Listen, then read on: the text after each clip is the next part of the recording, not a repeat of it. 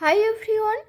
Social মিডিয়ার যেমন ভালো দিক রয়েছে তেমন খারাপ দিকও রয়েছে, তবে বর্তমানে ভালো দিকের তুলনায় খারাপ দিকের পরিমাণটা প্রচুর বেড়ে গেছে। ফেসবুক কিংবা ইউটিউবে আমাদের ফিডে বারবারই খারাপ ভিডিওগুলো চলে আসে এবং সেগুলো ইগনোর করলেও, দেখতে না চাইলেও বারবার কেন আসে আমি জানি না এবং এর সলিউশনও আমার জানা নেই।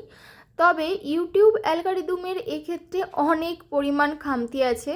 যখন আমরা কোনো ভিডিওতে গান লাগাচ্ছি সেটা কয়েক সেকেন্ডের হলেও ওরা ঠিকই সেখানে কপিরাইট দিয়ে দিচ্ছে, অথচ যারা এই নোংরা কন্টেন্ট করছে বা নোংরা ভিডিও করছে, এটা তো কোনো কন্টেন্ট বলাই চলে না, তাদের কিন্তু কোনো কপিরাইট দিচ্ছে না।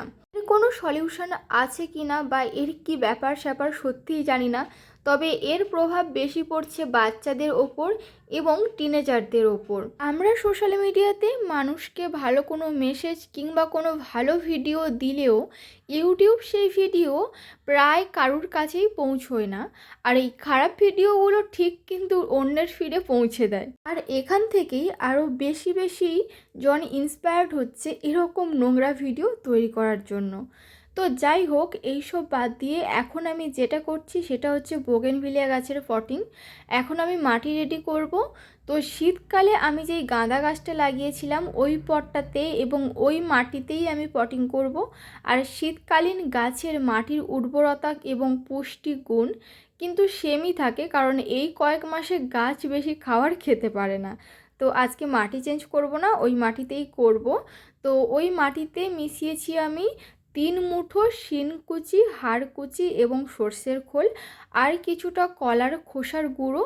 তো কলার খোসাগুলো আমি জমিয়ে রাখি এবং পরে শুকনো হয়ে গেলে সেগুলো মিক্সিতে গুঁড়ো করে নিই। তো প্রথমেই কিছুটা মাটি ভরে নিয়েছি, তারপরে আজকের যে সমস্ত সবজির খোসা ছিল তো সেগুলো দিয়ে দিয়েছি, দিয়ে পুনরায় আবার কিছুটা মাটি ভরে নিয়েছি। এবার এই গাছটার শিকড় যেহেতু অনেকটা বড় এবং মোটা ছিল, তাই বালতির তলা পর্যন্ত একদম চলে গেছে, তাই প্রথমে ভালো করে মাঝখান থেকে শিকড়টা একদম তলা পর্যন্ত পৌঁছে দিয়ে বাদ বাকি আমি পটটা ভালো করে ভরে নিয়েছি। আর দেখুন, গাছ লাগাতে বেশ ভালোই লাগে, বাট গাছ লাগানোর পরে যে নোংরাটা হয় ওটা পরিষ্কার করতে ভালো লাগে না। যাই হোক, সেটা তো আমাকেই করতে হবে। তো এবার ভালো করে গাছটাকে জল দিয়ে দিয়েছি। যেহেতু এখন আমি গাছটা পটিং করেছি তাই এটা আমি সেমি সেটে রাখবো। আর পরের দিন বৃষ্টি হওয়ার কারণে পাপড়িগুলো একদমই ঝিমিয়ে গিয়েছিলো আর ঝড় হতে পারে এই কারণে গাছটাকে বেঁধে রেখেছিলাম, তাই উবড়ে যায়নি। আর হ্যাঁ, এই গাছের মাটি শুকোলে তবেই জল দেবেন। Thanks for watching. আর ভিডিওটা ভালো লাগলে চ্যানেলটি সাবস্ক্রাইব করবেন। বাই।